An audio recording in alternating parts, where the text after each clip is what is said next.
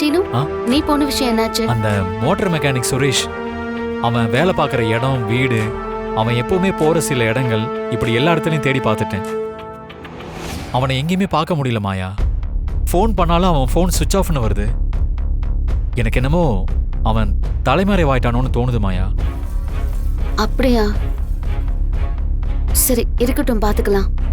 மாயா, நீ அன்னைக்கு சொன்னதுமே நீ கேட்ட டாக்குமெண்ட்ஸ் எல்லாம் எடுத்துட்டு வந்துட்டேன். இந்தா.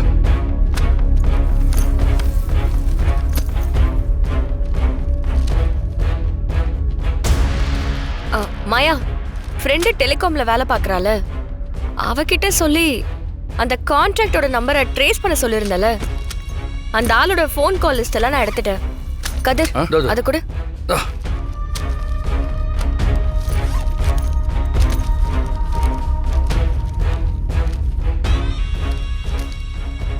ஆமா, இவ அப்படியே பெரிய புலனாய்வு புலி. அப்படியே எல்லாத்தையும் தேடி கண்டுபிடிச்சிருவா. இவளுக்கு மட்டும்தான் எல்லாம் தெரிஞ்ச மாதிரி பேசுவா. என் அண்ணன் ஜெயில இருக்கிற காரணத்துக்காக நான் பொறுமையா இருக்கேன். என் அண்ணன் மட்டும் வெளியில வரட்டும், அதுக்கப்புறம் உங்க எல்லாரையும் நான் வச்சுக்கிறேன். இந்த நம்பர் அந்த மெக்கானிக்கோட நம்பர் தான். அவங்கிட்டயும் ரொம்ப நேரம் பேசியிருக்கான். ஆமா சீனு, கான்ட்ராக்டர் கொடுத்த லஞ்ச பணத்தையும் அந்த கோல்டு பாரையும் இவன் தானே நம்ம வீட்டுக்கு கொண்டு வந்தான். ஆக எல்லாரும் சேர்ந்து புவனாவுக்காக ஒரு டீமா வேலை பார்த்திருக்காங்க. இது எல்லாமே அந்த புவனாவோட பிளான் தான். இதைத்தான் நிரூபிக்கணும்.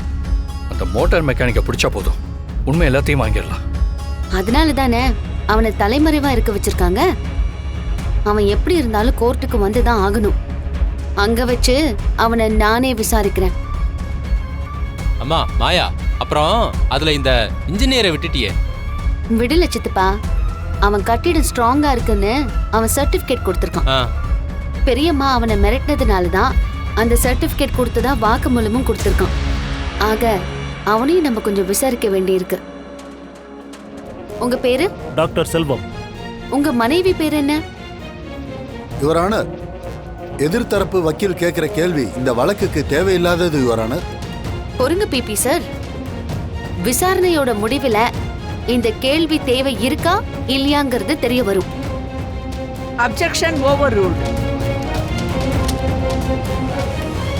நீங்க சொல்லுங்க டாக்டர், உங்க மனைவி பேர் என்ன? சுஜாதா. அவங்க வேலைக்கு போறாங்களா? ஹவுஸ் ஒய்ஃபா இருக்காங்க. உங்க மனைவி ஹவுஸ் ஒய்ஃப்னு சொல்றீங்க, ஆனா அவங்க அக்கவுண்ட்டுக்கு 10 லட்சம் ரூபாய் வந்திருக்கு. அந்த பணத்தை அவங்க அக்கவுண்ட்ல போட்டது யாருன்னு சொல்றீங்களா?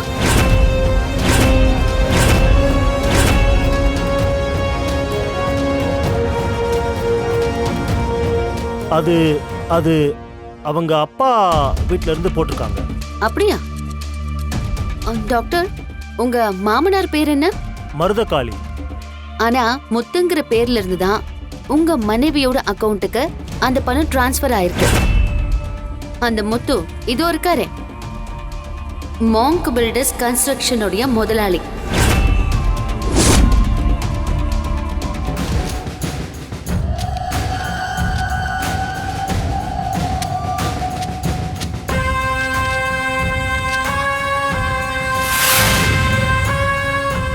யுவர் ஆனர், உங்க கையில இருக்கிற 2 போஸ்ட்மார்டம் ரிப்போர்ட்டும் ஒரே ஆளோடது தான். அந்த போட்டோவை பார்த்தாலே உங்களுக்கு தெரிஞ்சிருக்கும். யுவர் ஆனர், டாக்டர் செல்வம் ஒரே அம்மாவுக்கு 2 போஸ்ட்மார்டம் ரிப்போர்ட் கொடுத்திருக்காரு. கட்டிடம் இடிஞ்ச சம்பவத்திற்கு முதல் நாள் இயற்கையாவே உயிர்விட்ட ஆதரவற்ற கமலாமா, அவங்களுக்கு கவர்மெண்ட் ஹாஸ்பிட்டல்ல ரியலா போஸ்ட்மார்ட்டம் செஞ்சு ரிப்போர்ட் கொடுத்திருக்காரு. அதுக்கப்புறம் அதே பாடிக்கு கட்டிட இடிபாட்டுல இறந்ததா போஸ்ட்மார்ட்டம் ரிப்போர்ட் இவரு கொடுத்திருக்காரு.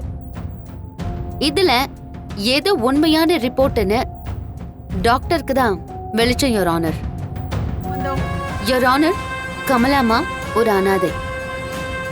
அவங்க இயற்கையான முறையில இறந்திருக்காங்க.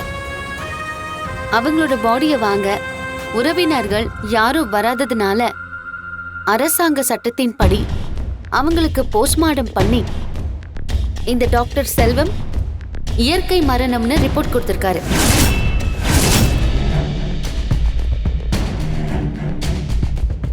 இந்த கட்டடம் இடிஞ்சு விழுந்துச்சுன்னா வெறும் சிவில் கேஸா மட்டும்தான் இருக்கும்.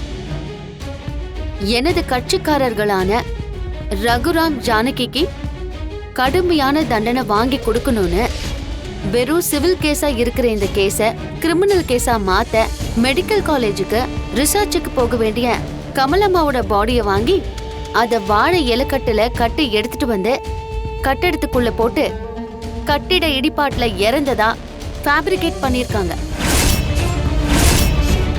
நீங்க போலீஸ் கிட்ட கொடுத்த வாக்குமூலத்தை இங்க சொல்லுங்க.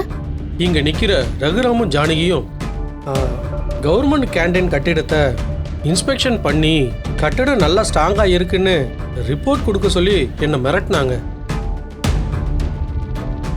உண்மையிலே அந்த பில்டிங் ரொம்ப வீக்காக தான் இருந்துச்சு. எனக்கு வேற வழி தெரியலங்க.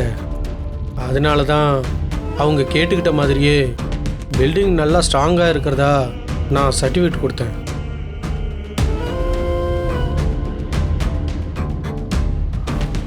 நீங்க இப்போ ரீசெண்டா புது ஈவி கார் வாங்கியிருக்கீங்கல்ல? என்ன சார் திகைச்சு போய் நிக்கிறீங்க? பதில் சொல்லுங்க. ஆமாம். ரெடி கேஷ் கொடுத்து வாங்குற அளவுக்கு உங்களுக்கு அவ்வளோ பணம் ஏது? அது நான் சேர்த்து வச்ச பணத்தில் தான் கார் வாங்கினேன். மாங்க் பில்டர்ஸ் கன்ஸ்ட்ரக்ஷன் நடத்துற சிட் ஃபண்ட்ல பணத்தை சேர்த்து வச்சிங்களா? இன்ஸ்பெக்டர் சண்முகம், நீங்க சமீபத்துல ஏதாவது கல்குவாரிக்கு இன்ஸ்பெக்ஷனுக்கு போனீங்களா? ஆமாம் மேடம், போனேன். அப்படி இன்ஸ்பெக்ஷனுக்கு போனப்ப நீங்க அவங்க கிட்ட இருந்து டெட்டனேட்டரை சீஸ் பண்ணியிருக்கீங்க. am I right? ஆமாம் மேடம். அங்க இருந்து எத்தனை டெட்டனேட்டரை சீஸ் பண்ணீங்கன்னு சொல்ல முடியுமா? 7 டெண்டரை சீஸ் பண்ண மேடம். அப்படியா இன்ஸ்பெக்டர்? ஆனா அந்த கல்குவாரியோட லெக்சர்ல 10 டெட்டனேட்டரை சீஸ் பண்ணதா நீங்களே கையெழுத்து போட்டுட்டு வந்திருக்கீங்க. சார், அந்த பேலன்ஸ் 3 டெட்டனேட்டர் என்னாச்சு? ஒருவேளை திருடு போயிருக்கலாம்ல. அப்படின்னா 7 டெட்டனேட்டரை தான் சீஸ் பண்ணிருக்கீங்க. முன்னாடியே மாத்தி சொன்னீங்க.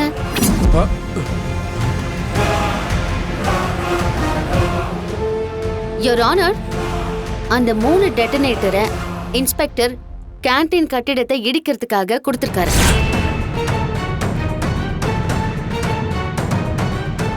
கட்டிடத்து இடிபாட்டுகள்ல டெட்டனேட்டர் சிதிலங்கள் கிடைச்சதுக்கான ரிப்போர்ட் என்கிட்ட இருக்கு.